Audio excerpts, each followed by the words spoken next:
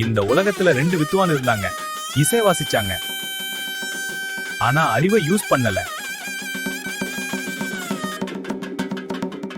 எதுவுமே இயல்பா இருந்தா வாழ்க்கை ஸ்மூத், ஈகோ வந்தா குஜிலி கும்பா ஆகிடும். டேய் குப்பு, நான் வாசிக்கிற நாதஸ்வரம் கேட்டா மரத்துல பால் வடியும்டா. டேய் சுப்பு, நான் அடிக்கிற மிருதங்கம் கேட்டா மரத்துல டீ காஃபி கூட வரும்டா. தம்பிகளா, காலையில ஆச்சுன்னா உங்க தொல்லை ஆரம்பிச்சிடுது. நீங்க வாசிக்கிறதால நிம்மதியா பால் கூட கறக்க முடியல. லட்சுமி வெறிக்குது. எங்கயா வாசிக்க கத்துட்டீங்க? யாரு உங்களுக்கு சொல்லி கொடுத்தா?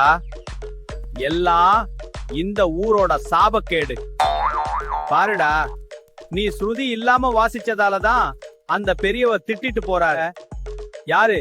என்னாலயா? போடா ஞான சூனியம். வாசிக்க சொன்னா நாதஸ்வரம் வழியா எச்சியா ஊத்துற, அப்புறம் எப்படிடா அதுல காண வரும்? கேக்குறவங்களுக்கு காண்டுதான் வரும்.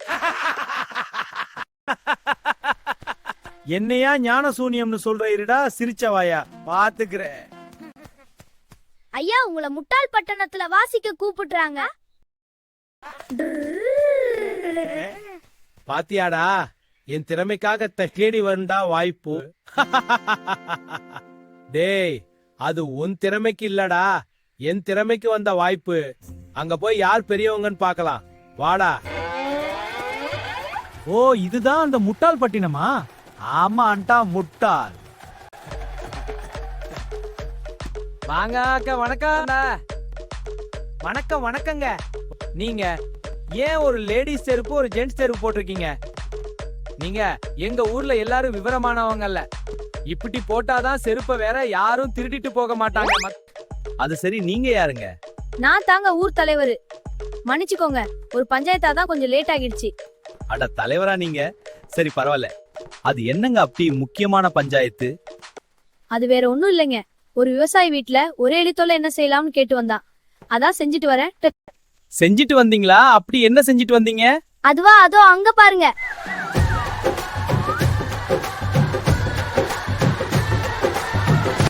ஐயையோ ஐயா, என்ன செஞ்சீங்க? வீட்ல எலி தொல்லைன்னு சொன்னா வீட்டை பூட்டிட்டு நெருப்ப வச்சு விட்டுட்டு எல்லா எலியும் செத்திடும்ல. எப்படி பாருங்க, ஊரே கொண்டாடுது. டேய் குப்பு, ஏதோ பயங்கரமான ஊருக்கு வந்து மாட்டிக்கிட்டோம் போல இருக்குடா. டேய், எனக்கு லேசா வயித்த கலக்கிற மாதிரி இருக்குடா. டேய் குப்பு, அங்க பாருடா, ஒருத்தன் தலைகீழ நடந்து வர்றான். அதுவும் நம்ம கிட்ட வர மாதிரி இருக்குடா.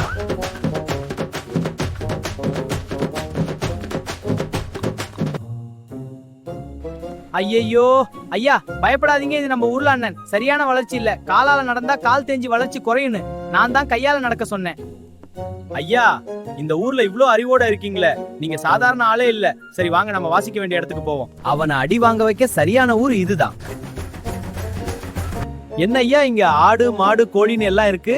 எங்க ஊர்ல எல்லாருக்கும் கலை ஆர்வம் அதிகமுங்க. அது சரி. சரி, ஆரம்பிக்கலாமா?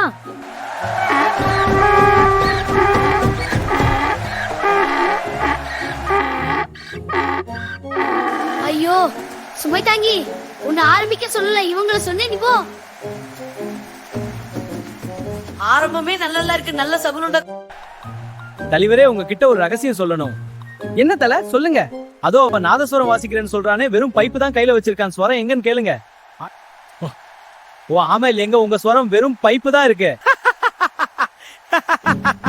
முட்டா பையன் நம்பிட்டா. அது வந்து ஓ, இப்படிதான் ஊர் ஊரா போய் ஏமாத்தி பொழைக்கிறியா மோசக்காரா? எங்கடா ஸ்வரம்? ஐயா, நான் உண்மையா சொல்லிட்டேன். ஸ்வரத்தை நான் அந்த மிருதங்கத்துக்குள்ளதான் மறைச்சு வச்சேன். நீங்களே அதை திறந்து பாருங்க. ஐயோ ஐயா, அவன் போய் சொல்றான். இல்ல இல்ல, நான் பார்க்கணும். நீயும் ஏமாத்துறியா? எங்கடா ஸ்வரம்? நீ சாப்பிட்டியா? ரெண்டு பேரும் ஏமாத்துறீங்களா? போதும், எங்களை விட்டுடுங்க. ஐயோ விட்டுடுங்க, நாங்க வித்வான் இல்ல. டேய் சுப்பு, இன்னும் ஏன்டா நிக்கிறவடா? ஓடலாம். ஆமாடா குப்பு, ஓடிடலாம்.